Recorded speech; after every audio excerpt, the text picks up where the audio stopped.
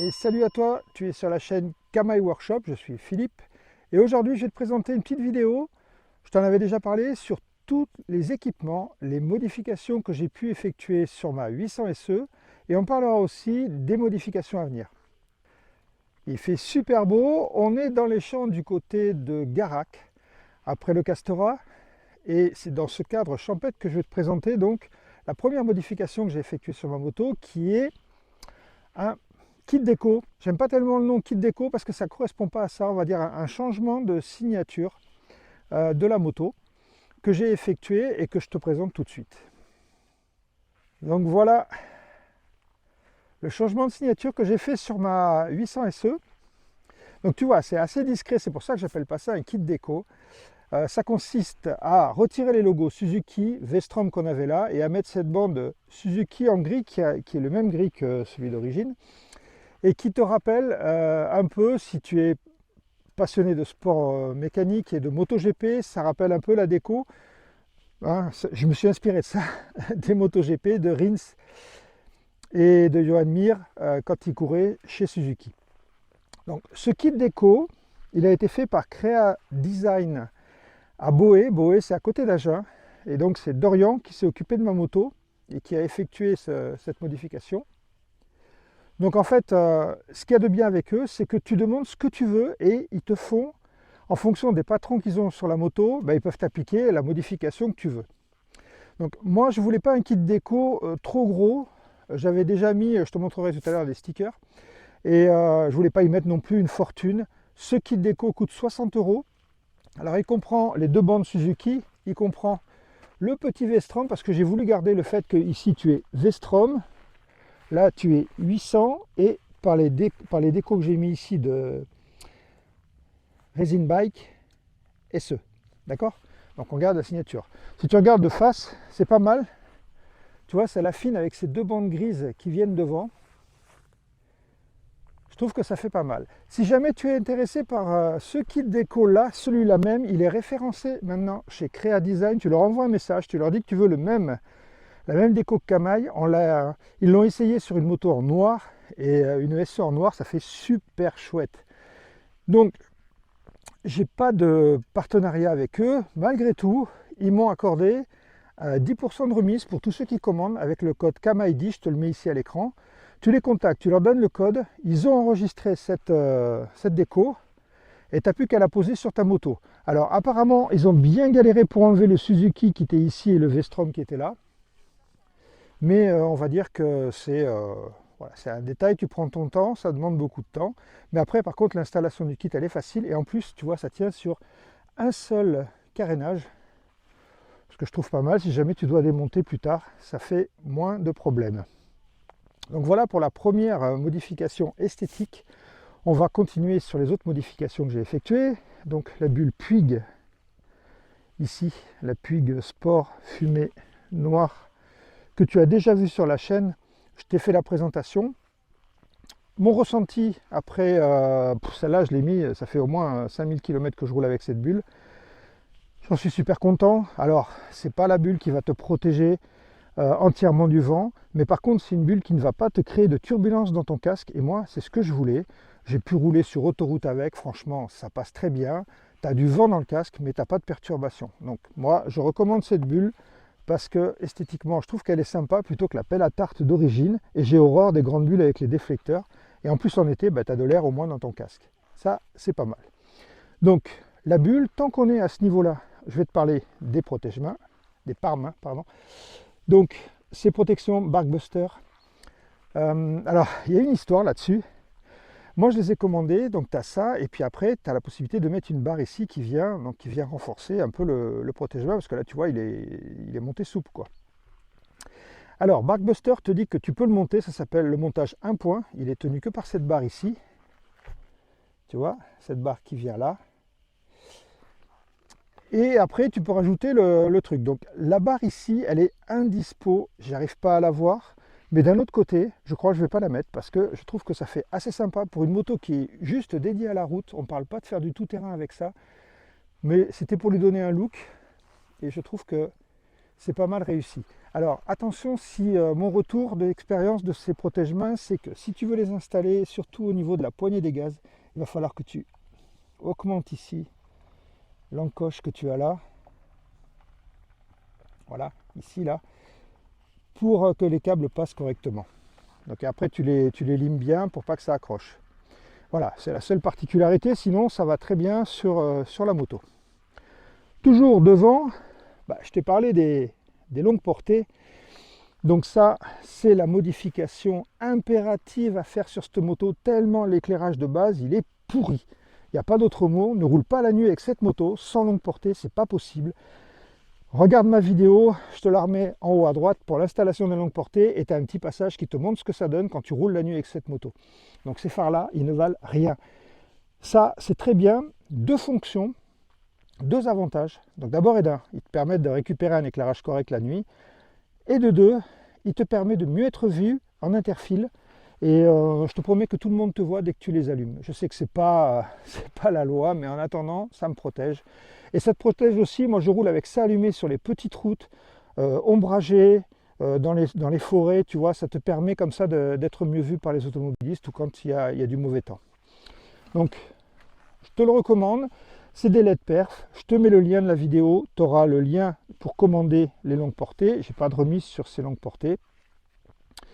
Mais c'est de la qualité. Et le petit bouton, là, je t'en avais parlé, là. Ce petit bouton ici, qui n'est pas étanche. En fait, j'ai roulé sous la pluie avec. Aucun problème d'étanchéité. Il n'y a pas d'eau qui rentre. Franchement, c'est nickel. Donc, voilà pour l'éclairage. Si on continue sur la partie avant, je t'ai parlé de ces stickers Resin Bike. Et je te parle de celui-là aussi, le TankPad. Ils sont sympas, par contre c'est assez cher. J'ai pas réussi à avoir de partenariat avec eux, ça ne les intéresse pas. Donc je les ai payés cash, ça doit coûter de mémoire 25 € chaque. Donc tu vois, c'est assez cher si je regarde par rapport au kit déco qui a été fourni par Crea Design. Surtout que c'est du vinyle, je ne te l'ai pas dit, mais c'est du vinyle qui est, je ne sais pas si tu vas le voir là, mais il est assez épais. Voilà. Donc sur l'avant, je t'ai parlé de ça. Je t'ai parlé du CarPureRide. Donc le CarPureRide, tu as la vidéo ici, c'est la dernière version pro, celle qui te permet d'avoir l'intercom et qui te permet aussi d'avoir la boussole, l'altitude. Je t'en ai pas parlé, mais tu as ici un capteur de luminosité, ce qui fait que maintenant le CarPureRide il va automatiquement réduire sa luminosité quand tu passes dans les tunnels. Ça c'est un plus par rapport à l'autre qui passait en mode nuit grâce à ton téléphone. Vous m'avez posé la question de savoir si ça fonctionnait bien avec des gants tactiles. Aucun souci, ça marche très très bien avec les gants tactiles, avec tous les gants que j'ai, même les gros gants d'hiver. Donc un bon point. Et en plus maintenant il est vendu avec, je te l'ai dit, avec le petit support. Bon ça c'est le support de Matt Adventure, mais il est vendu avec le petit support, le même que Matt Adventure maintenant. Je pense qu'ils ont copié un peu. Voilà, donc pour tout ce qui concernait le haut, si on descend un peu, petite nouveauté sur la moto, j'ai mis un sabot. Alors, tu sais que moi j'utilise ma moto que sur la route. Donc c'est une utilisation purement route. Ce sabot il est purement esthétique. C'est un demi-sabot et il vient couvrir les échappements ici. Tu vois, je trouve que si je me recule un peu, je trouve que ça affine un peu la moto vue d'en haut. Tu vois, c'est un peu plus sympa. Alors pour le monter, une petite patte qui vient se monter sur le truc d'origine ici. Une patte qui traverse là. Et puis tu as l'autre demi-sabot qui vient là à la place du bocal de refroidissement, du cache bocal de refroidissement, et tu rajoutes cette barre ici. Voilà. Ce sabot, il est origine Suzuki. Il a été longtemps indispo au catalogue. Là maintenant il est dispo, il vaut 99 €. Si on continue, on arrive à l'échappement. Bon, l'échappement MIV, je te l'ai présenté sur la chaîne, toujours pareil, vidéo en haut à droite, si tu veux voir un peu l'installation et tout. Premier retour, le son s'est un peu amélioré. Il est devenu plus sourd, mais ça c'est valable sur tous les pots. Au fil des kilomètres, je te fais écouter maintenant le bruit.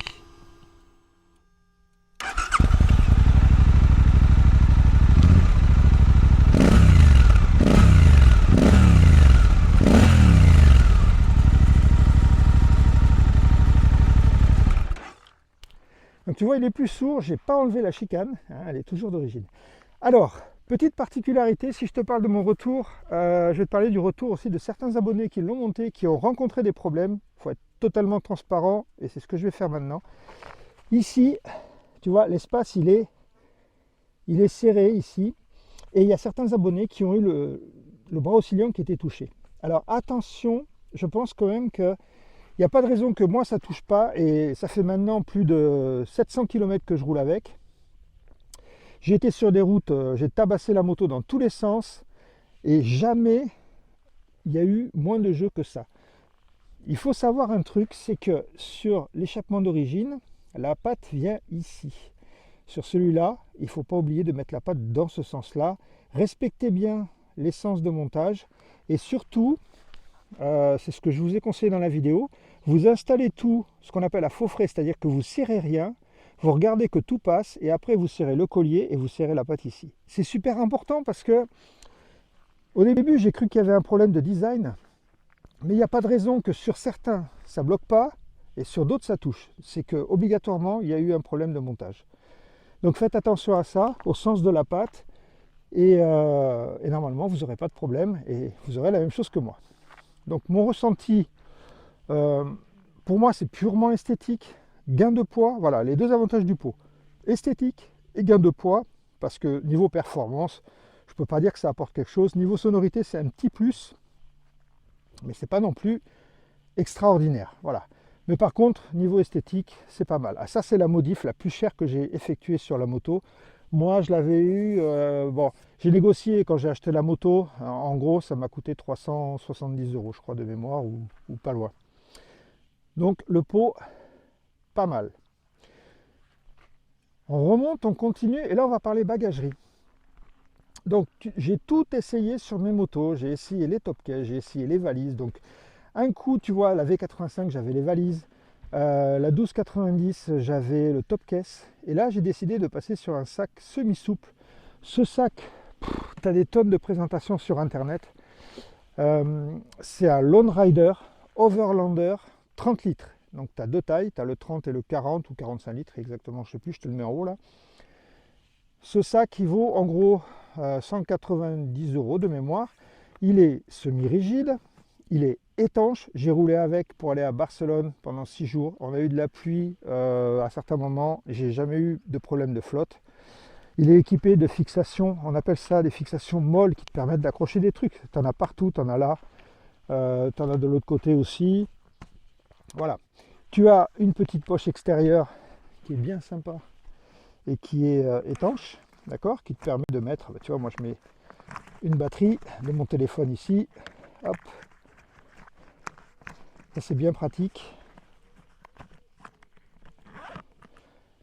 Dessus, il est composé de cette petite sacoche qui est intéressante. Ça s'appelle un beaver tail, queue de castor pour ceux qui ne parlent pas anglais. Et dedans, ce qu'il y a de bien, c'est que tu as cette pochette. Tu vois ici où tu peux mettre des documents, elle est étanche. Ici, tu as une fermeture et tu peux mettre une poche à eau. Ça c'est pas mal quand tu es en road trip. Donc après l'ouverture du sac, c'est assez simple, hein. Tu défais ces straps là et tu as un soufflet en fait qui est étanche. L'intérieur, tu vois, c'est en rouge, ils ont fait ça pour que si tu laisses tomber quelque chose dedans, tu le vois mieux. Tu as des poches intérieures, enfin tu vois, c'est assez bien foutu. Et ils vendent un truc qui est pas mal. Alors ça c'est une pochette que j'ai, mais il y en a, tu achètes un kit avec 5 pochettes, il y en a qui sont plus grandes que ça pour mettre des fringues. Ce qui fait que moi quand je pars en road trip, ça c'est ma trousse à outils et trousse de secours. C'est toujours dedans. Et quand je pars en road trip, je suis parti 6 jours avec. Donc avec l'échange, caleçons, chaussettes, t-shirt, bermuda, claquettes. J'avais aussi des tennis. Et j'avais ma combinaison, ma tenue de pluie. Pour 6 jours, ça rentre tranquille là-dedans. Donc si tu es en solo, et que tu veux te balader, ça c'est génial je trouve. En plus tu peux avoir, il est vendu avec des sangles pour le mettre au dos, donc ça c'est top. Et puis autre truc sympa, si tu veux, c'est qu'il s'enlève super facilement. Tu appuies sur les clips là, tac, tac, et tu l'enlèves. Voilà, pas besoin de platine de top case. Et une fois que tu as fait ça, tes sangles ici, tu les prends comme ça, et tu les détends et tu les attaches entre elles, ce qui fait que tu peux rouler. Donc si tu pars en road trip, en vacances, et tu trimbales ton sac, une fois que tu es arrivé à ton hôtel, tu attaches tes sangles entre elles, tu n'es plus emmerdé avec le sac et tu peux aller rouler. Je trouve ça vachement bien et super pratique pour faire un road trip en solo. En plus de ça, si tu emmènes quelqu'un, il est semi-rigide et tu peux vraiment t'appuyer dessus. Donc ça, c'est pas mal. Voilà au niveau bagagerie, donc je ne mettrai pas autre chose au niveau bagagerie.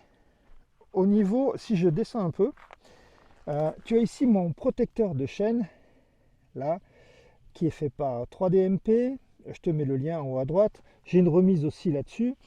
Mon retour, excellent. Protection de la jante totale. Bon là, tu vois, elle est sale, mais de poussière, elle n'est pas sale de graisse. C'est vraiment génial.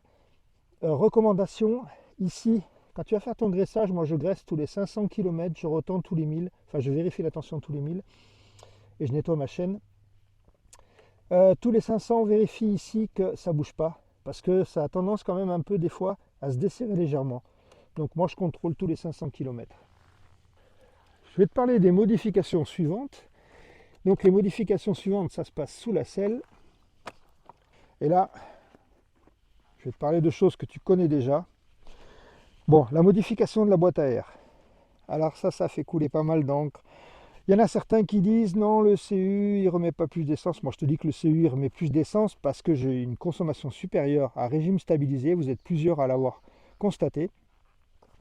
Et puis tu vois, mon filtre à air il est là, il n'est pas plus dégueulasse que ce qu'il était avant. Donc question protection ça va. Je vais peut-être aller dans les Bardenas en octobre. Je remettrai la mousse en octobre parce que là il risque d'y avoir un peu de sable. Donc je reprotégerai mon filtre à air.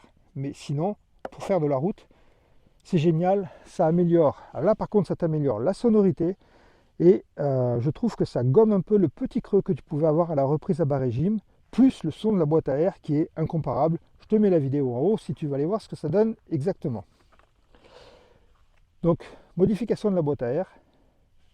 Et ici le petit boîtier que je t'ai déjà présenté qui sert à connecter tous les accessoires après contact. Il possède un relais. Ce relais est alimenté par un plus après contact. Quand le relais est alimenté, tout ça s'est alimenté. Puissance maximum admissible par le boîtier 20 ampères est à 5 entrées. Moi tu vois, elles sont toutes occupées par mes longues portées, mes gants chauffants, mon CarPurRide et puis c'est tout. Voilà.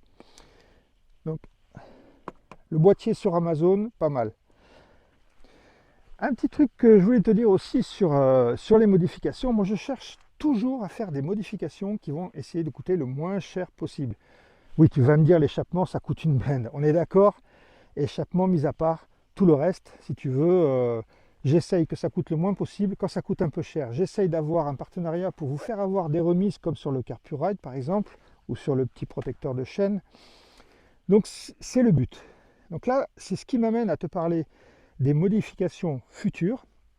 La première modification que je ne ferai pas sur ma moto, mais qu'on va te présenter, je vais t'expliquer pourquoi. Sur cette moto, beaucoup se plaignent du fait qu'on n'a pas de cruise control. Et moi, franchement, ça ne m'intéresse pas parce que je fais que de la départementale, mais je comprends que certains le veuillent. Et de deux, tu vois, mes Komodo, la place que j'ai là avec mon bouton des longues portées, alors oui, tu vas me dire, je pourrais le mettre là.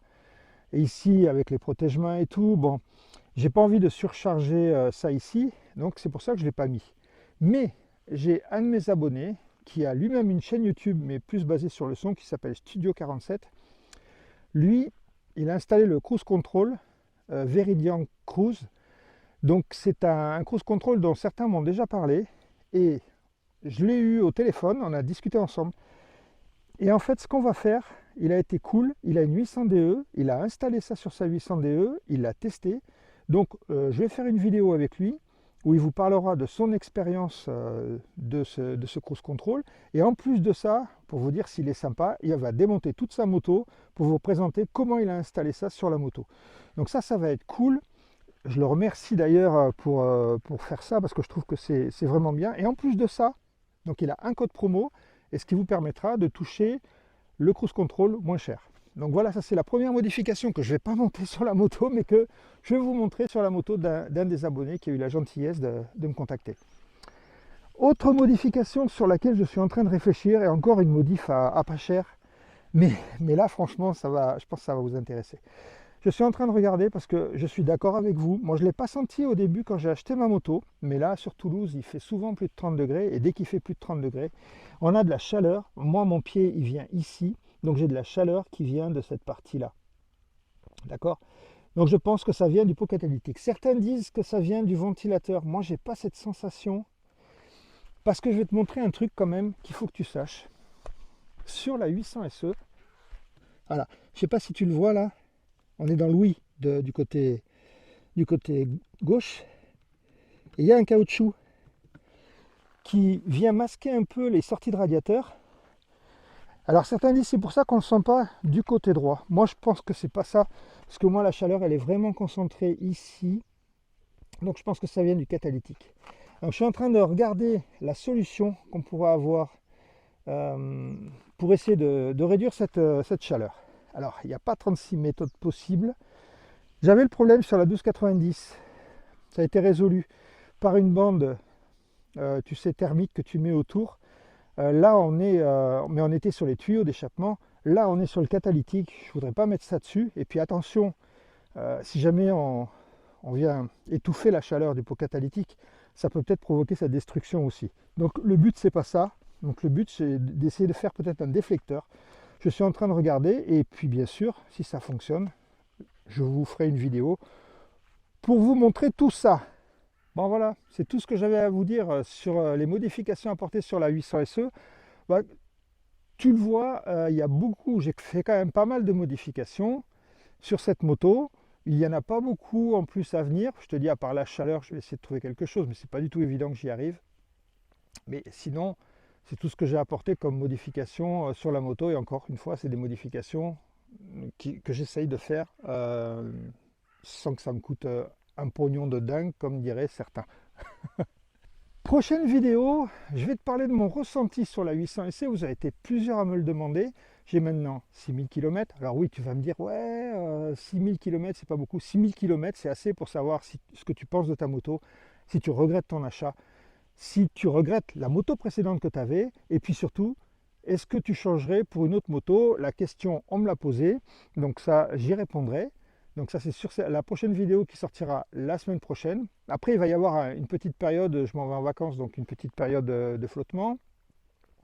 Et quand je reviendrai, je te ferai, je te l'ai promis, ma vision du meilleur trail 2024.